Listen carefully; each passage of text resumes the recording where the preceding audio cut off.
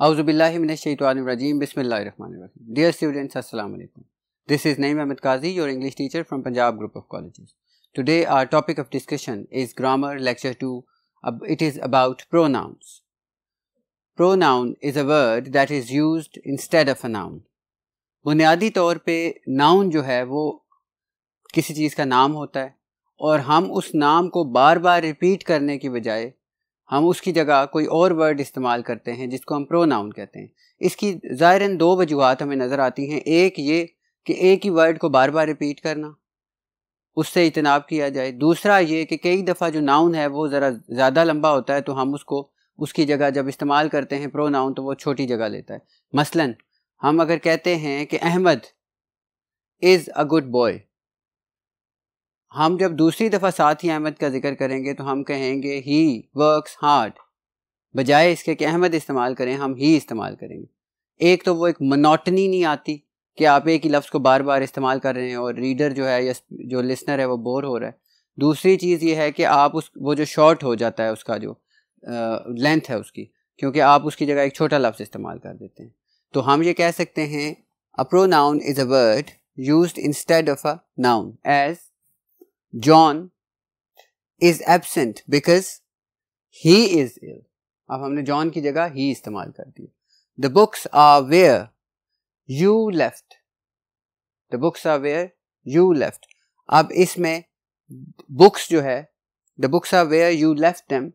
The books को them उनकी जगह प्रोनाउन आया है और you भी यहाँ पे एक प्रोनाउन है जिसका डेफिनेटली कॉन्टेक्स्ट में जिस बंदे से बात हो रही है उसको यू कहा जाता है। इसकी जो काइंड्स हैं हमारे पास पर्सनल प्रोनाउंस हैं, इम्पर्सनल प्रोनाउंस। अब इम्पर्सनल प्रोनाउंस जो हैं उनमें इट इम्पर्सनल प्रोनाउन आता है और उसके बाद हम ये देखते हैं reflexive pronouns, emphatic pronouns, demonstrative pronouns, distributive pronouns, indefinite pronouns, relative pronouns और रेसिप्रोकल प्रोनाउंस। ये प्रोनाउन की किस्में हैं। प्रोनाउंस जो हैं वो नाउन की जगह इस्तेमाल होने वाला वर्ड है जो हम फ्रीक्वेंटली इस्तेमाल करते हैं। हम मसलन एग्जांपल्स कुछ ले देते हैं। I met some people, full stop, they were busy in their work, they were busy doing their work. अब दे जो है वो सम पीपल की जगह हो गया। अब आई मेरी जगह हो गया पर्सनल प्रोनाउन। इसी तरह मैं कह सकता हूं कि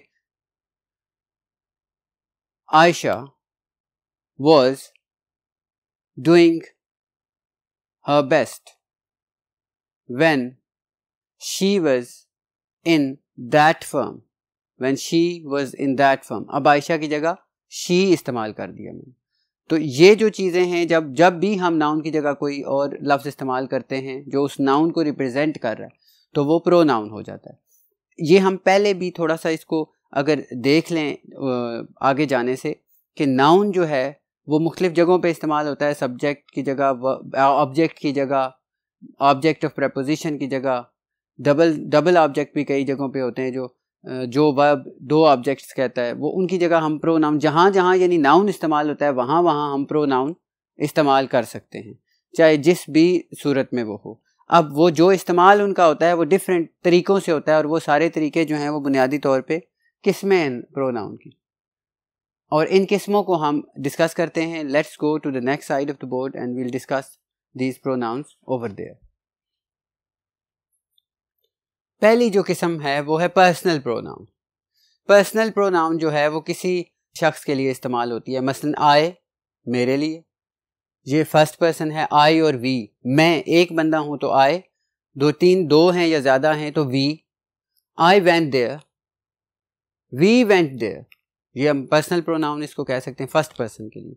फिर सेकंड पर्सन के लिए यू जो कि हाजिर है वहाँ पर हम यू कह सकते हैं। You are the person responsible for this havoc. और या फिर हम कह सकते हैं You are the person responsible for this chaos. You must do it. You should be punctual. You ought to perform this task.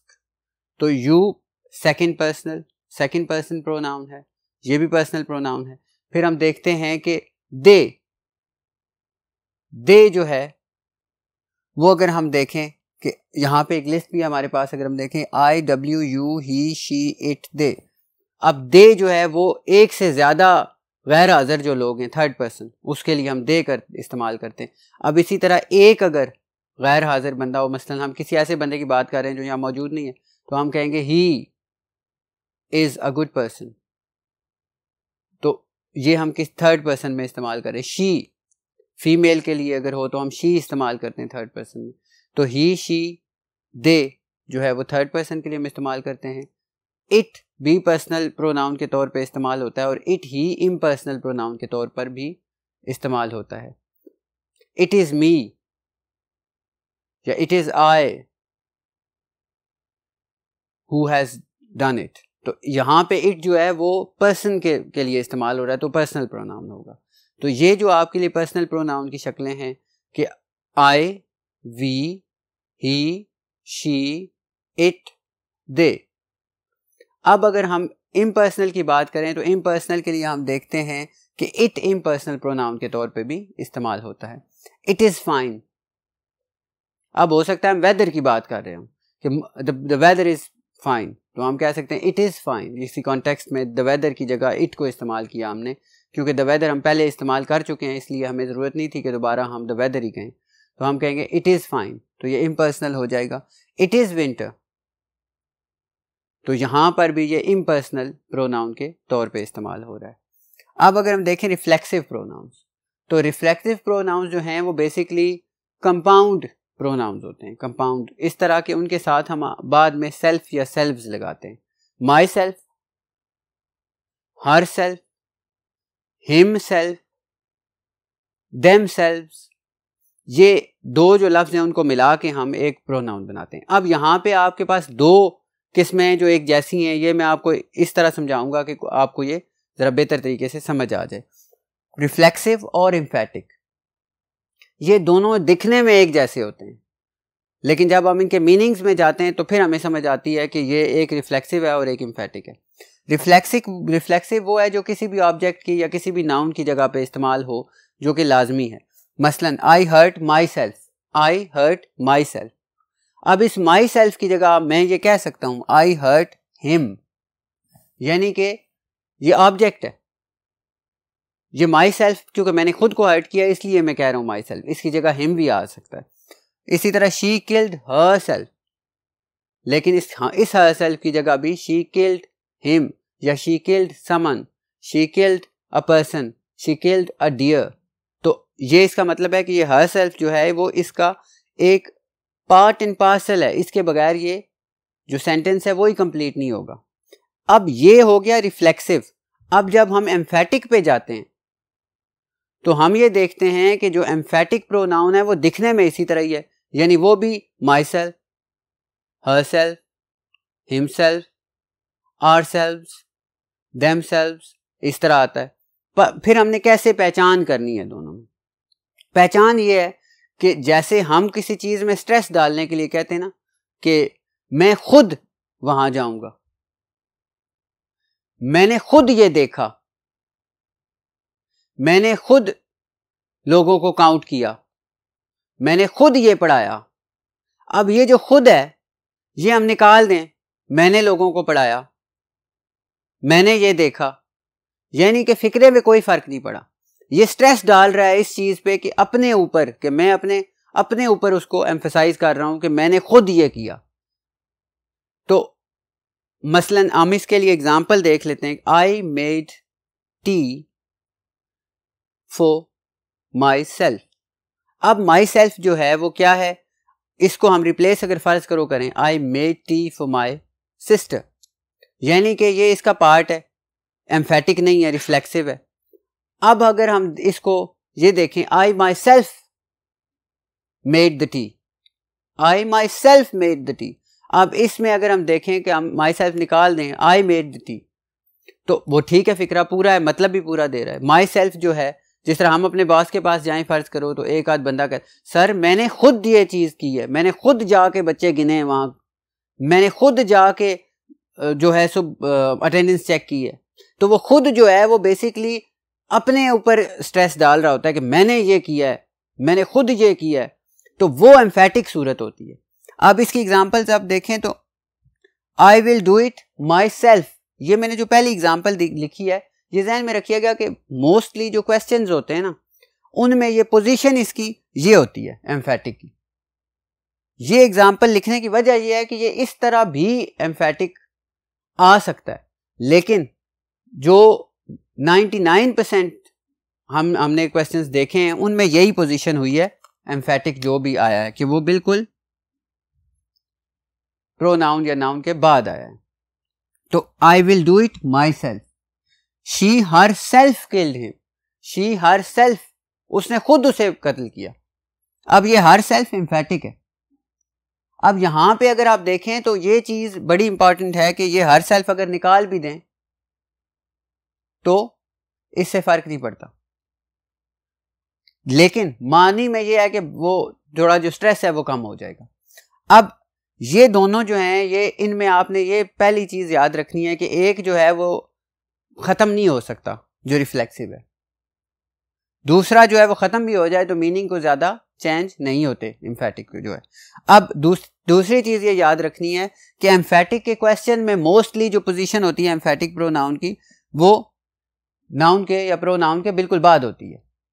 लेकिन ये भी जरूरी नहीं कि ये सिर्फ इसी हालत में हो ये किसी भी पोजीशन पे सकता है। वो सिमेंटिक्स डिक्लेयर करती है कि आप ये क्या एम्फेटिक है या रिफ्लेक्सिव है। अब इसमें मोस्टली ये पोजीशन होती है, जिस तरह ये पोजीशन आप देख रहे हैं वर्ब के बाद, इसमें वर्ब से पहले होती है, जो एग्जाम पॉइंट ऑफ व्यू की मैं बात कर रहा हूं। लेकिन अपार्ट फ्रॉम दिस नोशन के एग्जाम में ये इस तरह होता है ज्यादातर, ये कहीं भी आ सकता है। मसलन मैंने जिस तरह ये एग्जांपल लिखी है कि शी विल डू इट या I will do it my self, तो ये भी एम्फेटिक है। जहां आगे हम देखते हैं डेमोन्स्ट्रेटिव प्रोनाउन। डेमोन्स्ट्रेटिव प्रोनाउन जो है वो बेसिकली डेमोन्स्ट्रेट कर रहा होता है, किसी तरफ इशारा कर रहा होता है। मसलन ये मेरे पास मार्कर है, दिस इज माई मार्कर, ये मेरा मार्कर है ये। अब यहां पे आपने एक चीज याद रखनी है, ये मैं आपके लिए एग्जांपल लिख रहा हूं यहां पे ताकि आपको बिल्कुल ये इसमें इशू ना हो समझने में। ये मैं अगर इसको दिस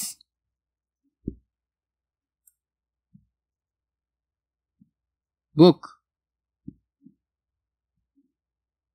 इज माइन लिख दूं तो ये दिस जो है ये प्रोनाउन नहीं रहता, ये एडजेक्टिव बन जाता है, क्योंकि ये बिल्कुल नाउन के साथ आया है। लेकिन अगर दिस इज अ बुक में वर्ब आ जाए उसके बाद तो इसका मतलब है ये प्रोनाउन है, demonstrative pronoun. Such was not my intention. अब कोई काम ऐसा हो गया है कि जो मैं नहीं करना चाहता था, तो मैं कहता हूं सच वॉज नॉट माई इंटेंशन, कि मेरी ऐसी कोई नियत नहीं थी। तो सच यहां पे डेमोन्स्ट्रेटिव प्रोनाउन के तौर पे आता है। या that is mine, that is, फिर वो that book is mine, that book is mine, this marker is mine, that marker is mine. अब ये दोनों जो हैं, this book is mine, that marker is mine, this marker is mine, ये adjective है this इसमें और दैट। लेकिन जब मैं कहूंगा this is my pen, this is my marker, यानी वर्ब आ गया उसके बाद, तो फिर क्या हुआ, दिस प्रोनाउन हो गया। या मैं कहूंगा दैट इज माई मार्कर, अब दैट के बाद क्या आया, verb, that is my marker, तो फिर दैट क्या हो गया, प्रोनाउन। कौन सा प्रोनाउन, डेमोन्स्ट्रेटिव प्रोनाउन। तो ये कुछ चीज तो हमने उसकी काइंड डिस्कस की। Let's go to the other part of the board, और हम वहां पे दूसरी जो उसकी काइंड्स हैं वो हम डिस्कस करते हैं। अब हमारे पास जो अगली किस्म है इसकी वो है डिस्ट्रीब्यूटिव प्रोनाउन, डिस्ट्रीब्यूट करने वाला, तकसीम कर देता है। मसलन each of the boys, each of the boys gets a prize, each of the boys gets a prize, यानी हर जो बच्चा है वो इनाम जीतेगा या लेगा। Each took it in turn, हर किसी ने अपनी बारी पे इसको हासिल किया या लिया। Either of you can go, either of you. अब ये जो हैं इनको हम कहते हैं डिस्ट्रीब्यूटिव प्रोनाउन। यहां भी आपने यही ध्यान में रखना है कि अगर इनके साथ नाउन आ जाए, या आप देखें each of the boys, each took verb आ गया, ईच ऑफ यू ऑफ आ गया। लेकिन अगर यहां पे ईच के साथ नाउन आ जाए, ईच के साथ नाउन आ जाए, ईदर के साथ ईदर यू और शी, तो फिर ये प्रोनाउन नहीं रहेगा। अब अगर हम आगे देखें तो हमारे पास इनडेफिनेट प्रोनाउंस हैं। इनडेफिनेट वो हैं कि जो किसी खास, मसलन मैंने कहा ना आई, मैंने कहा शी, मैंने कहा ही, तो इसका मतलब है किसी मखसूस बंदे की तरफ मैं इशारा कर रहा हूं। अब इनडेफिनेट वो होते हैं जिनसे हमें ये नहीं पता चलता कि वो किसी खास बंदे या किसकी तरफ, वो एक जनरल बात होती है, मतलब वो तमाम ग्रुप को भी कह सकता है। अब मैं अगर फर्ज करो कहूं कि वन मस्ट बी ऑनेस्ट, अब वो वन कौन है, वो मैं किसी खास बंदे की बात तो नहीं कर रहा, तो वन मस्ट बी ऑनेस्ट में वन जो है वो इनडेफिनेट प्रोनाउन है, जो किसी खास बंदे या किसी स्पेसिफिक चीज की तरफ इशारा नहीं कर रहा, बल्कि वो एक जनरल दे रहा है idea. None of his friends did this. अब नन ऑफ हिज फ्रेंड्स, इसका मतलब है कि हम इन जनरल उन दोस्तों सारों के बारे में बात कर रहे हैं। दे से ही इज गुड, अब मैं कह देता हूं they say that teaching is a difficult job. अब दे कौन है, इनडेफिनेट लोग हैं, इनडेफिनेट, कोई खास किसी का मैंने नहीं बताया। मैं कहूं कि I went in the staff room early in the morning and they said the teaching is a difficult job. अब दे कौन है, अब दे टीचर्स हैं वहां पे, लेकिन जब ये सूरत हाल ये है कि यहां पे इनडेफिनेट है, कि कोई ऐसा नहीं है कि जिसकी तरफ हम डायरेक्ट इशारा यहां कर रहे हैं, हम इसको जनरल में लोगों की बात कर रहे हैं, कोई मखसूस किसी ग्रुप की या बात नहीं कर रहे जिसको हम पहचान भी सकें कि फर्ज करो ये 10 बंदे थे, 10 people were there, 10 guys met there who were her brothers, full stop. They told me that life is rather difficult here. अब दे कौन है, इशारा कर रहा है कि उसके भाई हैं, इनडेफिनेट ना हुआ। अब जो इनडेफिनेट है वो है कि जिससे आप पहचान ना सके कि कौन है। ऑल वर हैप्पी, सारे के सारे, आप एक जगह पे 50 बंदे बैठे हुए हैं, आपने कहा जी ऑल वर हैप्पी, तो कौन से आप इशारा, सबको एक कर रहे हैं, general indefinite. Some are born great, indefinite, कौन से, ये नहीं इशारा हो रहा कि किस खास कोई बंदे हैं जिनकी बात हो रही है, वो some are born great. Nobody can leave, आप क्लास में बैठे हुए हैं, आपको टीचर फर्ज करो कहता है नोबडी कैन लीव। अब नोबडी किसको उसने कहा है, सबको कहा है, इनडेफिनेट है, सब पे अप्लाई हो रहा है। अब जो नेक्स्ट हमारे पास है वो रिलेटिव प्रोनाउन है। रिलेटिव प्रोनाउन जो है ये बड़ा ही इंपॉर्टेंट टॉपिक है वैसे भी आपके सीखने के लिए। रिलेटिव प्रोनाउंस होते हैं जो पिछले नाउन्स की तरफ इशारा करते हैं, उनसे कनेक्ट करते हैं। मसलन the boy who failed in his exams is my friend. अब the boy is my friend में मैंने एक पूरा क्लॉज लगा दिया, who failed in his exams. अब हु जो है वो बेसिकली रिलेटिव प्रोनाउन है और ये रिलेट कर रहा है अपने एंटेसिडेंट से जो कि है the boy. I met the girl who was standing on the shore. I met the girl who was standing on the shore. या I met a girl who was standing at the shore. तो आप इसमें देखें कि girl antecedent है और who relative pronoun है। आगे देखें I have found the book. कौन सी बुक, which you wanted। कौन सी बुक, which you, तो यहां पे which, इसी तरह that है, दैट भी रिलेटिव प्रोनाउन के तौर पे इस्तेमाल होता है। तो ये जो प्रोनाउंस हैं इनमें जो अगली किस्म है वो रेसिप्रोकल प्रोनाउन है। रेसिप्रोकल प्रोनाउन जो है वो दो अगर बंदे हों तो ईच अदर होता है। दे कॉन्ग्रेचुलेटेड ईच अदर, दे कॉन्ग्रेचुलेटेड ईच अदर। अब इसका मतलब है कि वो दो बंदे थे, उन्होंने एक दूसरे को मुबारकबाद दी, लेकिन दे कॉन्ग्रेचुलेटेड वन एनदर। अब इसका मतलब है कि जब वन अनदर आ गया तो दो से ज़्यादा हैं, तो ये दो होते हैं ईच अदर और वन अनदर। तो आप इसमें जब दो से ज़्यादा बंदों के बारे में बात कर रहे हूँ तो आप वन अनदर इस्तेमाल करते हैं, और अगर दो बंदों के दरमियान बात कर रहे हूँ तो वो ईच अदर करते हैं, और इसको हम कहते हैं रेसिप्रोकल प्रोनाउन। रेसिप्रोकल प्रोनाउन जो है ये अमूमी तौर पे इनमें हमारे जो एग्ज़ाम्स हैं उनमें ये MCQs के तौर पे शामिल होता है।